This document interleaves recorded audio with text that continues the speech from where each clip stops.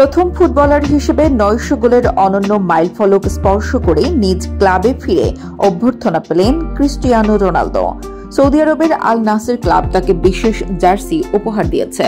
শুক্রবার আল আহলির বিপক্ষে ম্যাচের আগে সর্বকালের সেরা তকমার গোট ৯০০ লেখা জার্সি তুলে দেওয়া হয় রোনালদোর হাতে। আন্তর্জাতিক উইন্ডোতে নেশনস লিগে ক্রোয়েশিয়া ও স্কটল্যান্ডের বিপক্ষে গত সপ্তাহে ম্যাচ ছিল। পর্তুগালের ২ ম্যাচেই গোল করেন রোনালদো। ক্রোয়েশিয়ার বিপক্ষে গোলে স্পর্শ করেন ৯০০ গোল। স্কটল্যান্ডের বিপক্ষে দলকে জেতানো আরেক গোলে পেশাদার ফুটবলে তার গোল সংখ্যা এখন ৯০১। শুক্রবার অবশ্য গোল সংখ্যা আর বাড়াতে পারেননি পর্তুগিজ মহাতারকা।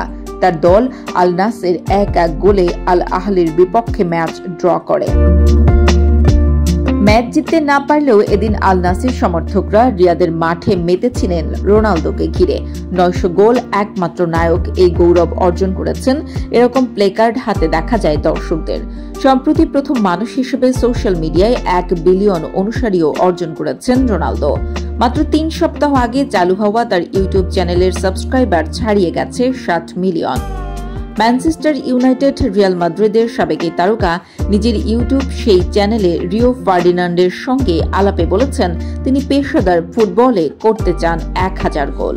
রোনালদোকে বিশেষ জার্সি দিল আল নাসের। শুক্রবার আল আহলির বিপক্ষে ম্যাচের আগে সর্বকালের সেরা তকমার গোট ৯০০ লেখা জার্সি তুলে দেওয়া হয় রোনালদোর হাতে।